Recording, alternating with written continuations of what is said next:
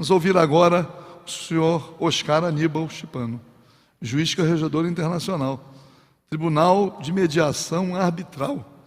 Senadores, nós estamos vendo hoje nos jornais, né, que um presidente de um país africano está sendo aí, pelo Tribunal Penal Internacional, na prisão. E por que esse tribunal não mandou prender o presidente Bush? Né? Porque o assalto à mão armada ao Iraque matou tanta gente. Pelo Tribunal Internacional me veio na cabeça a notícia que está aí, né, do Tribunal Penal Internacional. Quer dizer, morreram tantas pessoas no Iraque naquele assalto à mão armada, né? Morreram tantos soldados americanos também, estão lá morrendo, e o tribunal está lá, Tribunal Penal Internacional, crime contra a humanidade, claro, reconheceu que se baseou em informações falsas, declarou isto claramente para o mundo todo. A CIA mentiu, mas como? Não sabia? Não vai ser responsabilizado? Mas o nosso doutor Oscar Aníbal Chipano é de outro tribunal, é um tribunal da conciliação, mas está com a palavra. Bom, ilustres senhores e senhoras, eu estou aqui na minha categoria, fazendo a palavra primeiro para parabenizar a coragem que todos vocês têm. Começou com um homem e esse homem pagou um alto preço por todos nós e nos deu a graça de estarmos aqui. Cabe a nós manter a retidão do corpo, que isso é fácil. Agora, a retidão do pensamento é que é difícil. Davi conseguia porque ele olhava assim, dizia: Betsabá, bonita, oh Deus, tira-me esse pensamento. Mas assim mesmo pecou. Então, ele é conforme o coração de Deus. Eu sou um praticante da palavra e na palavra está a verdadeira formação de poder. Então, em Romanos 13 diz: submissão à autoridade.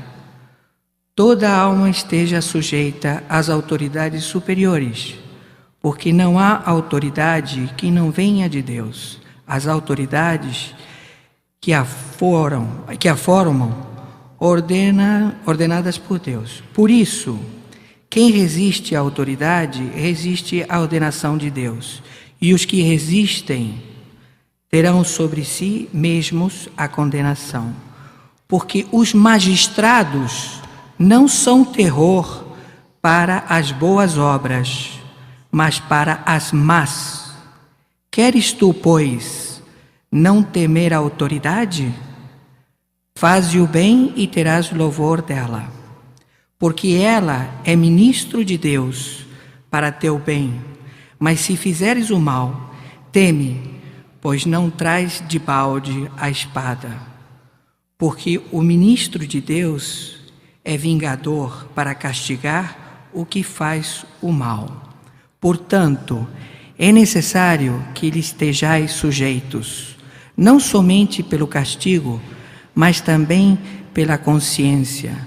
Por essa razão também pagais tributos, porque são ministros de Deus, atendendo sempre a isto mesmo. Portanto, dai a cada um o que deveis. A quem tributo, tributo. A quem imposto, imposto. A quem temor, temor. A quem honra, honra. Então aqui tem: quando um cristão deve desobedecer ao governo civil? Temos em Romanos 13.7, Atos 5.27 a 29. Quando o governo civil nega ao povo a liberdade de adorar e obedecer a Deus livremente, ele perde seu direito de autoridade divina. Assim, o cristão deve se sentir livre e justificado para desobedecer. Thomas Jefferson acreditava que quando o governo começa a ser tirano, o cidadão tem o direito e até mesmo o dever de se rebelar contra o seu governo. O cristão, porém, é chamado para colaborar com o governo o máximo possível. Jesus não convocou uma revolução contra Roma, apesar dela ser uma subjugadora e opressora de Israel. Por outro lado, os apóstolos se recusavam a obedecer à sua ordem de não pregar e ensinar o nome de Jesus. Somente que o governo civil proíbe a prática de coisas que Deus nos ordena fazer, ou nos diz para fazer coisas que são contrárias a que Deus nos mandou. Então, nós estamos com toda a razão para desobedecer a este governo. Obediência cega ao governo não é correto, mesmo que possa ser difícil e custoso. Nós todos devemos nos reservar o direito de dizer não às coisas que nós consideramos opressivas e imorais.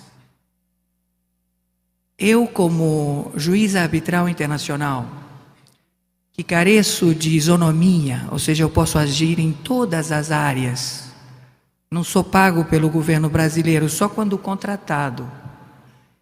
Então, eu tive uma ONG e veio ao meu encontro solicitar do porquê da Receita Federal não entregava 89 mil peças, kits de 12 camisetas, 12 meias e 12 calções para serem distribuídos pelas 1.800 ou mais comunidades carentes que existe só no Rio de Janeiro. Então, procurei um valente, ele está aqui do meu lado, Rossino. E eu também, temente a Deus, não faço nada, Jesus faz tudo. Então eu botei a mão no bolso e falei, bom, eu compro essa briga. Essas peças são de comunidade carente. Essas peças têm que chegar para eles. Então, fui auditor da Receita Federal e lá ele falou, por favor, o senhor pode se identificar? Eu me identifiquei e fui parar na Polícia Federal.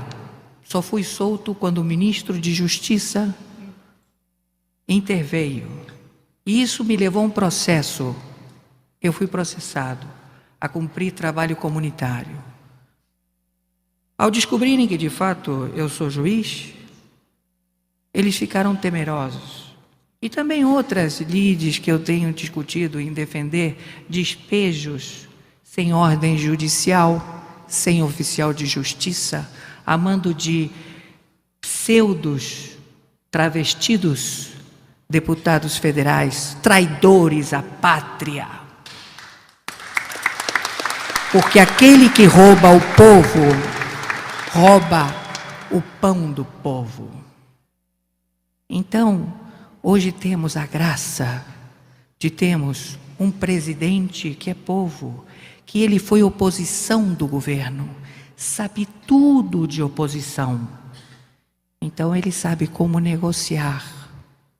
Então, eu peço, em nome de Deus, invocando Jesus Cristo, presidente Lula, antes que o Senhor deixe o seu governo e nos deixe saudades, eu lhe peço que o Senhor abrace a situação do povo carente.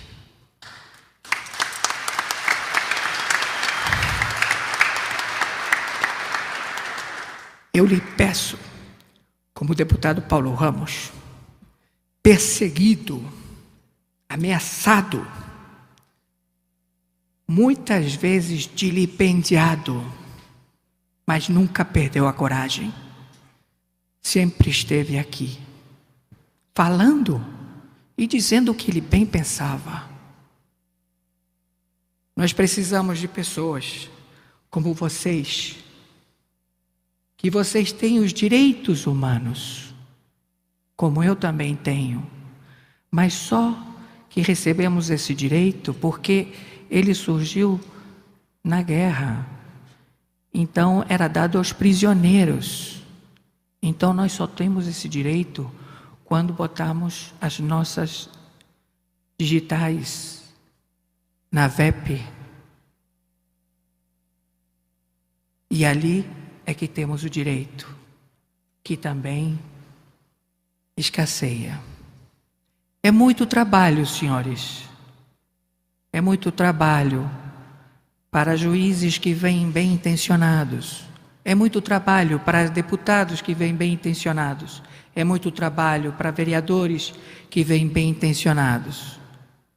Mas o verdadeiro poder está em cada um de nós. O preço já foi pago. Nós fomos de graça libertos. Então, só temos que pensar bem. Não fazer coluios com pessoas que dizem: você faz isso e eu faço isso para você. Não faça barganha.